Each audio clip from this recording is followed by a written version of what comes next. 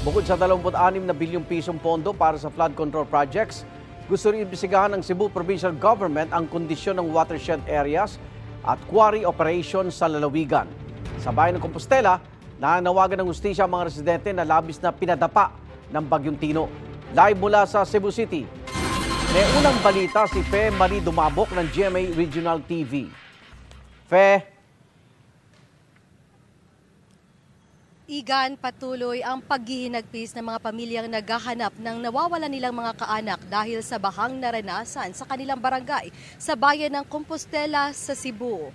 Tila na wipe out kasi ang kanilang barangay.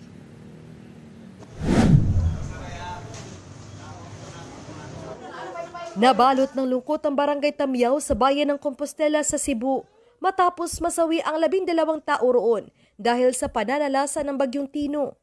Sa isang punerarya, nakahilira ang mga bangkay na pinaprocess. Naabutan ng GMA Regional TV si Dixie Kapuyan na humahagulhol at yakap ang kabaong. Sa loob nito, ang labi ng kanyang 18 anyos at bunsong anak na si Angel. Katabi nito ang kabaong ng asawa ng kapatid ni Angel na si Jonalyn. Ngayong buwan sana nakatakdang mga anak si Jonalyn. Before ang trahedya, sir, napit sa dos, murag nagpahiwatig na yun ba? Ang kani silang duha magsigig sabak na ako katong laki ang tao ni anak siyang ama. Angel, ayaw ginig biya. Kuyog na ako, Angel ha. Ayaw biya si Alin ug akong anak bantay. Pagkamatay nila, sir, na rescue nagtapat taon silang duha, sir. Kahapon natagpuan ang bangkay ng kanyang panganay na anak na si Kyle na asawa ni Jonalyn. Kaya't ganun na lang ang paghihinagpis ng ina. Nasa trabaho raw siya nang mangyari ang malawakang baha sa barangay. Ang pangalawang anak ni Dixie na si Ashley Chanel ang nag-iisang nakaligtas sa insidente. Kwento niya, umakyat sila sa isang bahay at akala nila ay ligtas na silang lahat. Nang rumagasa ang baha, natangay raw ang mga wing van at nahulog sila sa tubig. Pagkatagak na ako, di ba junta ko kay ba mo lang mo istorya. Ako manghod ka mauyuta to siya.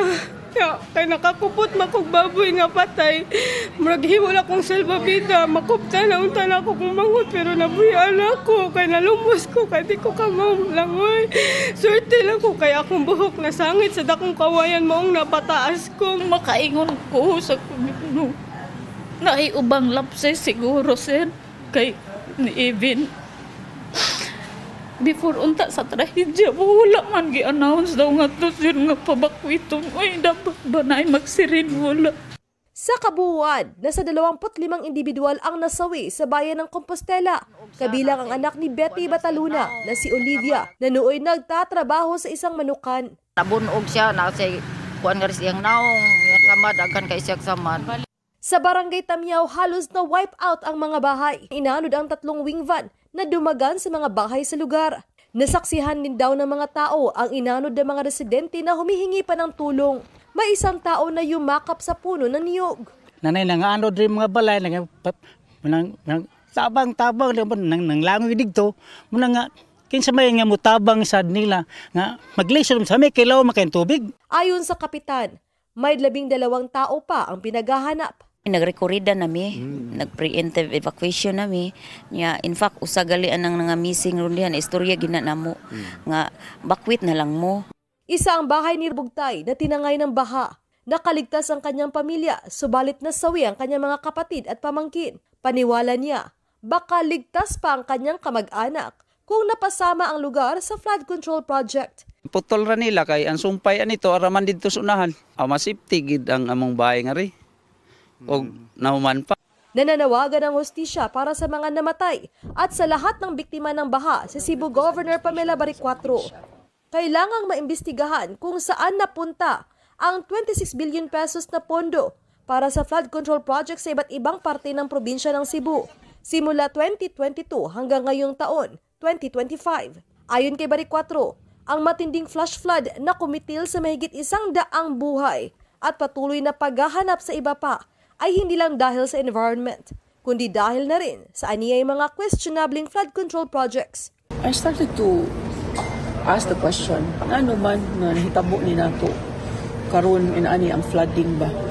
Nga grabe ka yung massive ang flooding, flash flood, grabe, it's costing life. Kaning nahitabo karon na responsible sa ang mga previous nako ng previous administration diri sa probinsya.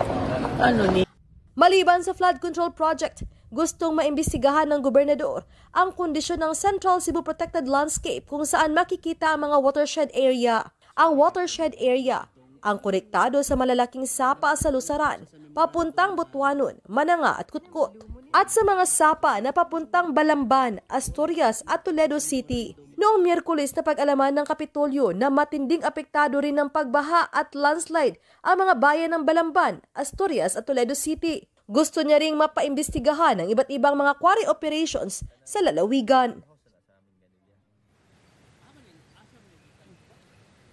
Igan dahil sa laki ng danyos ng bagyong Tino.